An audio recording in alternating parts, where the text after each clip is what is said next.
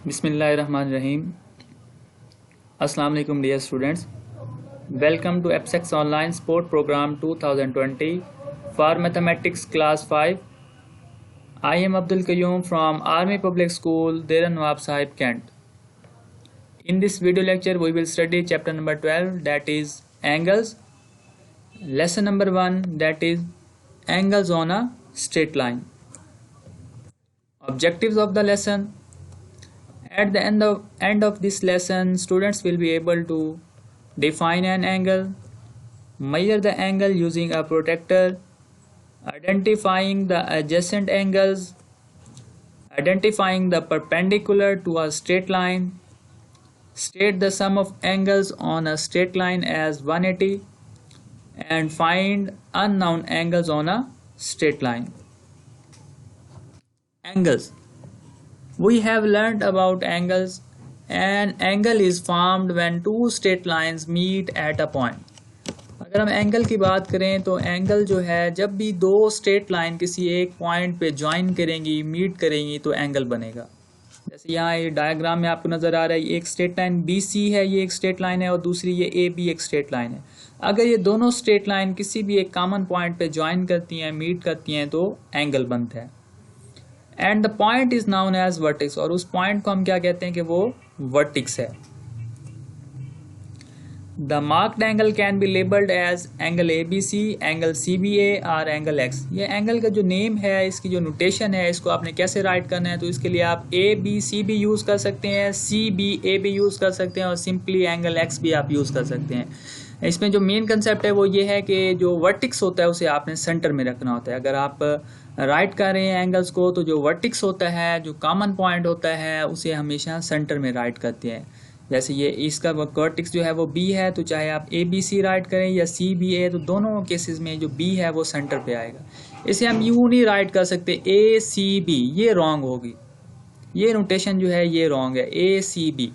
तो आपने याद रखना है, जब भी आपने एंगल को राइट करना है तो जो वर्टेक्स होता है वो हमेशा सेंटर में आपने राइट करना है, या सिंपली आप एंगल X भी राइट कर सकते हैं। प्रोटेक्टर, ये प्रोटेक्टर आप इसे अच्छी तरह से फेमिलियर हैं, ज्योमेट्री बॉक्स में होता है, और ये किस लिए यूज़ होता है ये भी हम जानते हैं। वो use a protractor to measure the size of angle. जब भी हमने एंगल की मेजरमेंट्स करनी होती है, एंगल का साइज चेक करना होता है, तो हम प्रोटेक्टर यूज़ करते हैं, और इसे हम अपने लोकल लैंग्वेज में D भी कहते हैं। D या प्रोटेक्टर, तो ये हम किस लिए यूज़ करते हैं, जब भी हमने मेजरमेंट्स करनी होती है, एंगल का साइज चेक करना होता है, तो हम प्रोटेक्टर यूज़ करते हैं। अब हम देखते हैं कि इसको यूज़ कैसे किया जाता है।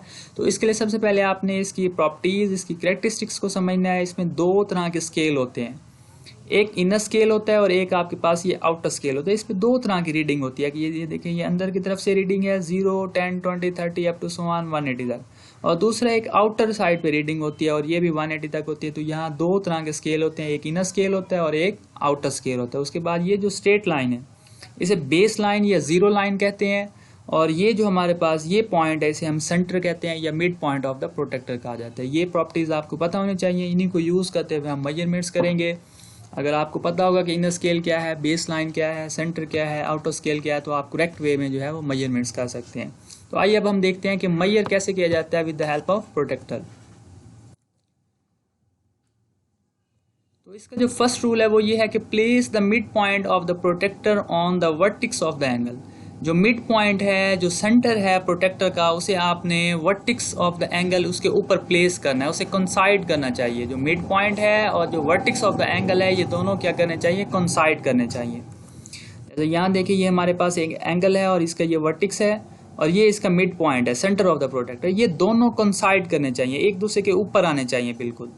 ये फर्स्ट रूल है। सेकेंड रूल ये है कि आपने line up one side of the angle with the zero line of the protractor where you see the number 0। तो आपने जो एक एंगल की साइड है, आर्म ऑफ द एंगल है, वो कंसाइड करनी चाहिए जीरो लाइन या जिसे हम बेस लाइन कहते हैं उसके साथ। ये देखें, फर्स्ट रूल ये था कि जो हमारे पास वर्टेक्स है, vertex of the angle coincide with the mid point of the protractor, और सेकेंड रूल ये है कि जो बेस लाइन है, ये जो जीरो लाइन है, ये कंसाइड करनी चाहिए आर्म ऑफ द एंगल। और थर्ड रूल ये है कि read the degrees where the other side crosses the number scale. तो आपने ये डिग्रीज रीड करनी है कि कितने डिग्री जो है दूसरी साइड ने ये क्रॉस किया है। तो आपने यहाँ से ये रीडिंग देखनी है कि कितने डिग्री क्रॉस कर रही है दूसरी साइड, तो यही हमारी रिक्वायर्ड मेजरमेंट होगी। तो जैसे यहाँ हमारे पास ये डायग्राम बनी हुई है, एक एंगल बना हुआ है, इसको अगर हम मेजर करना चाह रहे हैं तो आप इसको करेक्ट वे में कैसे मेजर कर सकते हैं, उसके लिए आपने 2 रूल्स फॉलो करने हैं। सबसे पहले ये कि इसका जो आपके पास ये मिड पॉइंट है, सेंटर ऑफ द प्रोटेक्टर है, ये कोइंसाइड करना चाहिए वर्टेक्स ऑफ द एंगल के साथ बिल्कुल। और दूसरे नंबर पे ये जो बेस लाइन है ये एग्जैक्ट जो है आपकी ये साइड या जिसे हम आर्म भी कहते हैं, आर्म ऑफ द एंगल, इसके साथ कोइंसाइड करने चाहिए, बिल्कुल एग्जैक्ट इसके ऊपर आनी चाहिए। उसके बाद फिर आपने ये सेकंड जो साइड है, दूसरी जो साइड है, वो आपने चेक करना है कि उसने कितने डिग्री क्रॉस किया है, वहाँ पे कितनी रीडिंग आ रही है, तो वो आपकी रिक्वायर्ड मेजरमेंट होगी। जैसे ये आपके सामने ये एक एंगल बना हुआ नज़र आ रहा है, आप यहाँ देखें तो इसमें ये दोनों रूल्स हमने ओबे किए हैं। नंबर 1 ये है कि जो वर्टेक्स ऑफ द एंगल है वो कोइंसाइड कर रहा है mid point of the protractor, और सेकेंडली जो बेस लाइन है जिसे जीरो लाइन भी कहा जाता है, ये कोइंसाइड कर रही है one arm of the angle. अब हमने मेजर करना है, इसकी मेजरमेंट कैसे चेक करनी है, तो सेकंड जो हमारी साइड है वो हम चेक करेंगे कि उसने कितने डिग्री क्रॉस किया है, उस पर मेजरमेंट्स क्या आ रही हैं, तो वही हमारी रिक्वायर्ड मेजरमेंट्स होगी। लेकिन अब यहाँ पे ये 2 तरह के स्केल हैं, एक इनर स्केल है और एक आउटर स्केल है। तो स्टूडेंट्स को अक्सर यहाँ पे कन्फ्यूजन होती है कि वो इनर स्केल यूज़ करें या आउटर स्केल यूज़ करें। तो बेस्ट वे ये है कि जब आपने एंगल मेजर करना हो तो आप ये इनिशियल साइड को 0 मार्क कर देंगे। अब ये देखें ये 0 है, तो अब हमेशा काउंटिंग आपने 0 से स्टार्ट करनी है। अब आप चेक करें किस स्केल पे 0 है, तो आप यहाँ से क्लियरली आपको नज़र आ रहा है कि जो इनर स्केल है वहाँ पे ये 0 है, तो आपने जो काउंटिंग स्टार्ट करनी है वो इनर स्केल से करनी है। अगर इनर स्केल पे हम ये रीडिंग देखें तो ये 10, 20, 30 के बाद ये अगर मैं चेक करूँ तो ये 31, 32, 33, 34 एंड 35। इसका मतलब हमारी जो रिक्वायर्ड रीडिंग है वो 35 है। हम एक और एग्जाम्पल लेते हैं। अब जैसे ये एंगल बन रहा है, इसको हमने मेजर करना है with the help of protractor, तो इसमें हम चेक करेंगे कि इसको कैसे मेजर करें। तो इसके लिए भी वही दोनों रूल्स हम ओबे करवाएंगे। सबसे पहले कि हमारे पास वर्टेक्स और ये mid point of the protractor coincide करने चाहिए। दूसरे नंबर पे बेस लाइन जो है वो कोइंसाइड करनी चाहिए one arm of the angle. अब हमने मेजर करना है, उसके लिए हम चेक करेंगे कि इसके इनर स्केल यूज़ करें या आउटर स्केल यूज़ करें। तो उसके लिए हम क्या करेंगे, इसकी जो इनिशियल साइड है इसे हम 0 मार्क कर देंगे। अब यहाँ इसका मतलब ये 0 है, तो इसका मतलब हम वो वाला स्केल यूज़ करेंगे जो 0 से स्टार्ट हो रहा हो। तो अब इनर स्केल जो है वो तो 0 से स्टार्ट नहीं हो रहा, तो आउटर स्केल 0 से स्टार्ट हो रहा है, तो इसका मतलब हमने आउटर स्केल यूज़ करना है। और आउटर स्केल पे अगर मैं रीडिंग चेक करूँ तो ये 70 के बाद ये लाइंस अगर मैं काउंट करूँ 71, 72, 73, 74 एंड देन 75। इसका मतलब हमारा जो रिक्वायर्ड एंगल है वो 75 डिग्री का है। नेक्स्ट हम बात करते हैं एडजेसेंट एंगल्स की। एडजेसेंट एंगल्स क्या होते हैं? Angles formed by a common arm and a common vertex are called the adjacent angle. कि ऐसे एंगल जो कॉमन आर्म और कॉमन वर्टेक्स से बनते हैं उन्हें हम क्या कहते हैं? एडजेसेंट एंगल कहते हैं। जैसे कि ये डायग्राम में आपको नजर आ रहा है, यहाँ पे ये 2 एंगल्स हैं, एक CBD है और दूसरा DBA है। ये 2 एंगल्स बन रहे हैं आपके पास, एक CBD और दूसरा है DBA। तो अब इनमें इनका ये जो आर्म है ये कॉमन है, इसका भी है, इसका भी है, और ये जो वर्टेक्स है ये भी कॉमन है, दोनों एंगल्स का है। तो इसका मतलब ये दोनों एंगल्स एडजेसेंट एंगल्स कहलाएंगे।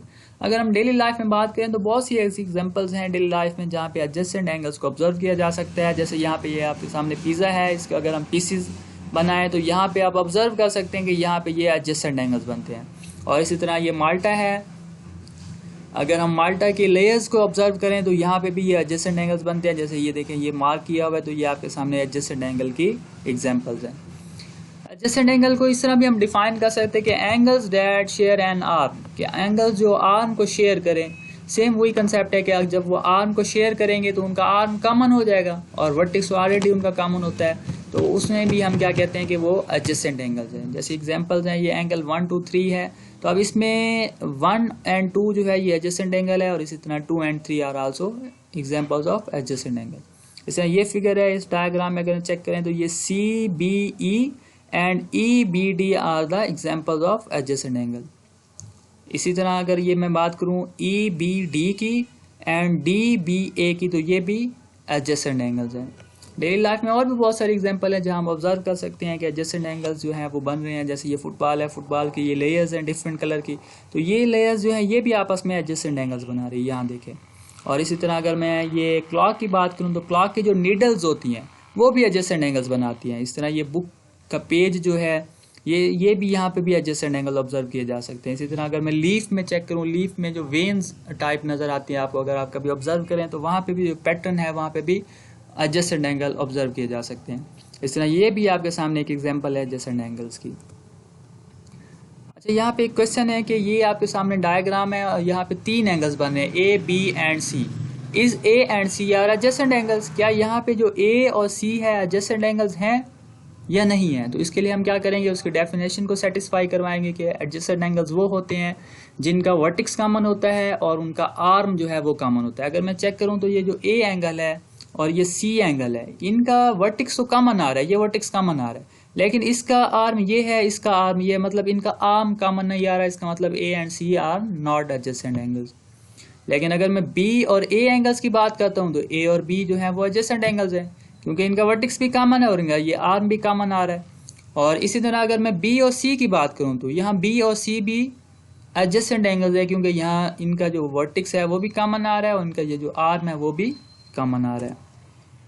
उसके बाद हम बात करते हैं perpendicular to a straight line. जब भी हम परपेंडिकुलर ड्रा करते हैं किसी भी स्ट्रेट लाइन पे तो वहाँ जो एंगल बनता है वो हमेशा 90 डिग्री का होता है। जैसे ये एक स्ट्रेट लाइन है आपके सामने, ये एग्जैक्टली स्ट्रेट लाइन है, इसके ऊपर अगर मैं ये परपेंडिकुलर ड्रा करूँ तो ये जो एंगल बनेगा ये हमेशा 90 डिग्री का होता है। जैसे ये स्ट्रेट लाइन है, अगर यहाँ पे मैं परपेंडिकुलर ड्रा करूँ तो ये 90 डिग्री का एंगल बनेगा। ये आपके सामने एक स्ट्रेट लाइन है, अगर मैं ये बिल्कुल परपेंडिकुलर ड्रा करूँ स्ट्रेट लाइन पे तो ये दोनों तरफ से जो एंगल बनेंगे ये 90 डिग्री के होंगे। तो जब भी परपेंडिकुलर ड्रा किया जाता है किसी भी स्ट्रेट लाइन पे या दो स्ट्रेट लाइन आपस में परपेंडिकुलर हो तो वहाँ हमेशा 90 का एंगल बनता है। उसके बाद हम बात करते हैं angles on a straight line, कि यहाँ पे हमारे पास ये बिल्कुल एग्जैक्ट स्ट्रेट लाइन है, इसके ऊपर ये एंगल्स बन रहे हैं, एंगल ए है और एंगल बी है। अगर इनको हम मेजर करें और उनके बाद इनको ऐड करें तो उनका सम क्या होगा। What is the sum of two marked angles as shown in the diagram, कि यहाँ पे जो एंगल ए है और एंगल बी है अगर इनका सम फाइंड किया जाए तो वो सम क्या होगा। Let's learn. तो ये हमारे पास स्ट्रेट लाइन है और इस पे ये दो एंगल्स बन रहे थे, एंगल ए बन रहा था और एंगल बी बन रहा था। सबसे पहले तो हम प्रोटेक्टर की हेल्प से इनको मेजर करेंगे। अगर एंगल बी और एंगल ए को मेजर किया जाए तो एंगल ए जो है वो प्रोटेक्टर से आप मेजर कर सकते हैं। तो एंगल ए जो है ये आपको क्लियरली नजर आ रहा है कि 120 डिग्री का है। इसी तरह अगर एंगल बी को मेजर किया जाए तो ये 60 डिग्री का है। अब हमने इनका सम फाइंड करना है तो इन दोनों को प्लस कर देंगे। जब हम इनको ऐड करेंगे तो ये आंसर 180 के इक्वल आ जाएगा। हम एक और एग्जाम्पल लेते हैं। यहाँ देखें ये स्ट्रेट लाइन है, यहाँ पे दो एंगल बन रहे हैं, एक एंगल ए बन रहा है और एंगल बी बन रहा है। एंगल ए को जब प्रोटेक्टर से मेजर करते हैं तो 135 का आता है, बी को अगर मेजर किया जाए तो 45 का आता है। जब इनको प्लस किया जाता है तो आंसर 180 डिग्री आता है। तो यहाँ से हम एक रिजल्ट निकालते हैं, हम कंक्लूजन निकालते हैं, the sum of angles on a straight line is 180। ये एक रूल है, ये हम यहाँ से रिजल्ट निकाला है कि जब भी हम एंगल्स को ऐड करेंगे जो स्ट्रेट लाइन पे बन रहे हैं तो उनका जो सम है वो 180 के इक्वल होता है। The sum of angles on a straight line is 180। चाहे वो दो एंगल्स हैं, तीन एंगल्स हैं, जितने भी एंगल्स स्ट्रेट लाइन पे बनेंगे जब हम उनको ऐड करेंगे तो वो 180 के इक्वल होंगे। इसी रूल को यूज करते हुए हम अननोन एंगल्स फाइंड कर सकते हैं। जैसे यहाँ पे हमारे पास ये एक स्ट्रेट लाइन है, उसके ऊपर ये दो एंगल्स बन रहे हैं, एक एंगल ए है और एक एंगल 47 है। तो अभी हमने देखा है कि कोई दो या दो से ज्यादा एंगल जो एक स्ट्रेट लाइन पे बनते हैं तो उनका जो सम है वो 180 होता है। तो इसका मतलब a और 47 को जब हम ऐड करेंगे तो आंसर 180 के इक्वल आएगा। Because we know that sum of the angles on a straight line is 180 degree. यहाँ से हमने a की वैल्यू फाइंड करनी है तो 47 को 180 से माइनस करेंगे, जब माइनस करेंगे तो a की वैल्यू 133 आ जाएगी। हम एक और एग्जाम्पल लेते हैं। अब ये आपके सामने एक डायग्राम है, इसमें x है, 29 है और ये एंगल है। तो ये परपेंडिकुलर है इस लाइन पे, स्ट्रेट लाइन पे। तो जो जब ये परपेंडिकुलर है तो ये वाला एंगल एग्जैक्टली 90 डिग्री का होगा। तो अब हमने अभी रूल डिस्कस किया है कि स्ट्रेट लाइन पे जितने भी एंगल्स होते हैं उनका सम 180 होता है। तो इसका मतलब x plus 29 plus 90 is equal to 180 because the sum of angles on a straight line is 180। यहाँ से हमने x की वैल्यू फाइंड करनी है तो हम क्या करेंगे, 180 में से 29 और 90 को माइनस कर देंगे। जब माइनस करेंगे तो x is equal to 61 degree आ जाएगा। Success criteria, remember to identify the common point and arm in the adjacent angle। जब आपने चेक करना हो कि adjacent angle है या नहीं है तो आप ये चेक करेंगे कि उनका जो vertex है वो कॉमन है या नहीं है और उनका जो आर्म है वो कॉमन है या नहीं है। उसके बाद identify the angles on a straight line add up to 180। जितने भी एंगल्स हैं अगर वो स्ट्रेट लाइन पे हैं तो उनका सम क्या होगा, 180 के इक्वल होगा। Written work week number 9 assignment. Question number 1 practice करनी है आपने, इसको राइट करना है। क्वेश्चन ये इसके पार्ट हैं A से D तक, टेक्स्ट बुक पेज नंबर 242 और इसके साथ आपने वर्कशीट 1 करनी है, workbook page number 79 and 80। Thank you and अल्लाह हाफिज़।